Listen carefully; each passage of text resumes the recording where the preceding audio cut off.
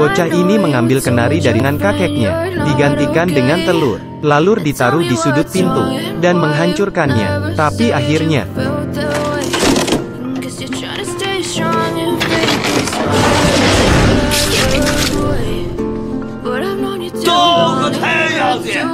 mengapa kata kotor sederhana itu terasa sangat rumit dikatakan?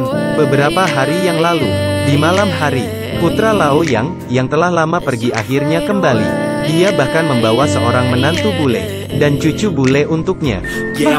Melihat ini, Lao Yang tertegun. Mulut Lao Yang sangat kasar, tapi akhirnya dia membuatkan mereka mie yang disiram minyak wangi. Keesokan paginya, Lao Yang melihat uang ratusan yuan di atas mejanya. Cucunya turun dari tangga, memberikan dia sebuah surat. Di surat, anaknya berkata dia akan berpergian, lalu memintanya menjaga anak ini beberapa hari. Lao Yang sangat kesal, segera mengunci anak di dalam rumah, naik ke motor, mengejar putranya. Ternyata dia sudah terlambat. Bocah ini bernama Brooks. Dia kesulitan memanggil namanya, jadi dia dipanggil Bud. Ketika Brooks ingin ke toilet, tapi dia tidak terbiasa.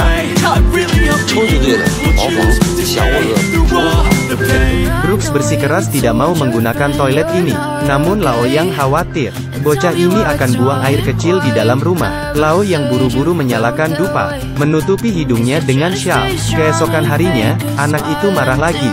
Lao Yang mencarinya kemana-mana, namun dia tidak menemukannya. Lao Yang takut dan tekanan darahnya mulai tinggi. Tiba-tiba Brooks mengeluarkan suara. Walaupun dia berbicara begitu, tapi Lao Yang pergi ke sebuah toko kecil. Tidak ada makanan seperti ini di sini. Namun tante toko cukup pintar, membuatkan hamburger ala Chinese. Lao Yang akhirnya tahu, bukankah itu hanya sepotong daging. Meskipun dia dan cucunya sangat perhatian, tapi mulutnya masih saja kasar.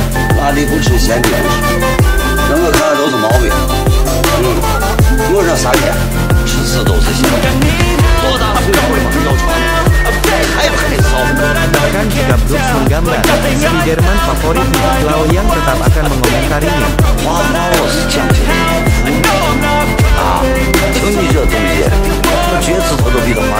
Hari ini Lao Yang menyadari Brooks memperhatikan mie yang dia makan. Dia ingin Brooks mencobanya. Ternyata bocah ini menolaknya. Lao Yang tidak bisa mengerti bagaimana dia bisa menolak mie berminyak ini.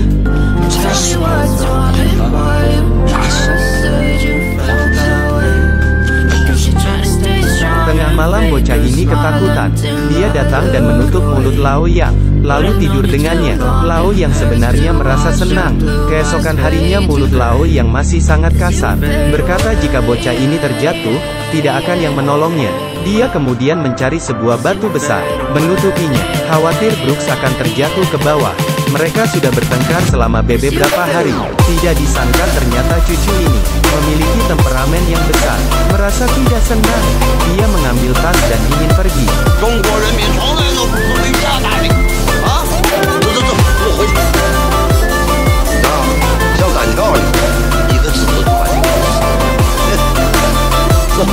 Di hari-hari berikutnya, Lao Yang berkeliling desa, mencarikan mainan untuk cucunya, bahkan dengan muka tebal, pergi meminta susu sapi untuk cucunya. Perlahan-lahan warga desa mulai curiga. Dia tidak berani mengakuinya. Dia merasa malu memiliki cucu bule. Lao Yang akhirnya mencari jalan. Dia menutupi wajah cucunya, membawanya ke kota. Rambut Brooks berubah menjadi warna hitam. Dalam perjalanan kembali, Brooks melihat topeng Spiderman. Tapi kakeknya tidak mengerti mengapa topeng ini sangat mahal. Ketika dia akan membawa Brooks pergi, akhirnya dia hanya bisa mengalah. Seminggu kemudian, Brooks masih ingin memecahkan kenari di tangan Lao Yang. Ketika mengejarnya, kakeknya tidak sengaja menginjak mainannya. Itu benar-benar menghancurkan hati Brooks. Lao Yang pergi ke kota, membeli semua mainan Amerika, dan tidak menemukan Spiderman. Kali ini cucunya benar-benar kesal, memegang selimut dan tidur di tempat lain.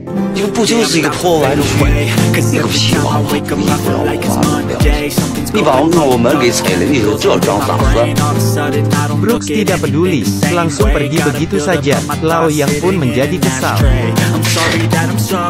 Demi cucunya, Lao Yang menunjukkan skillnya. Dia adalah seorang seniman bayangan terkenal. Hanya saja karena tidak terkenal lagi, Lao Yang pun pensiun. Melihat mainan Spiderman yang rusak, Lao Yang menggambarnya, mengambil beberapa pisau, mengukirnya, membuat pakaian Spiderman, memberikan warna. Setelah semua bagian siap, memasukkan benang, sebuah mainan kertas. Spiderman boneka bayangan lahir. Keesokan harinya ketika cucunya bangun, melihat Spiderman di dekat bantal, kekesalan kemarin akhirnya memudar. Dia mulai memainkannya. Sejak saat itu, kakek dan cucu tidak lagi saling membenci. Di malam hari, Lao Yang akan memegang Sungokong, dan Brooks memegang Spiderman. Memulai peperangan yang belum pernah terjadi sebelumnya. Lao Yang juga akan mengajari Bud menggunakan sumpit. Demi agar Brooks bisa minum susu, Lao Yang secara langsung membawa sapinya pulang ke rumah. Bud juga akan mengajari Lao Yang bahasa Inggris. Kelihatannya kakek dan cucu sangat gembira. Lao Yang akan menggunakan sepeda, membawa Brooks berkeliling. Dia tidak lagi merasa malu. Mereka juga membuat janji, di tahun baru, mereka akan makan bersama, bahkan melingkarkan jari mereka. Keesokannya Lao Yang membuka lubang itu, memberitahu cucunya, lubang ini sangat dalam, kedalamannya bisa sampai ke Amerika. Jika kamu merindukan kakek, kamu bisa berteriak, dan kakek akan mendengarnya.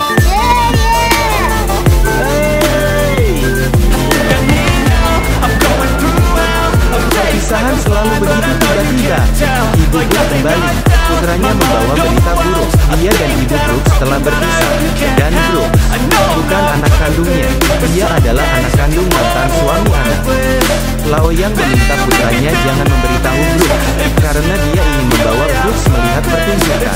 Lao Yang bermain di atas panggung. Bud di luar panggung merasa senang, tapi kesenangan ini hanya sementara. Ibu Brooks membawanya pergi. Brooks tidak rela, namun dia terpaksa. Putranya datang mengucapkan selamat tinggal padanya, menyanyikan permainan bayangan, meminta pemain di samping menyerahkan semua padanya.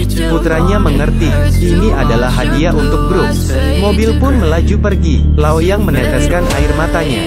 Sejak saat itu, di halaman Lao Yang, hanya ada bayangan dirinya sendiri. Hidup sendirian, makan sendirian, membersihkan sendirian. Dia sudah terbiasa menutup lubang itu.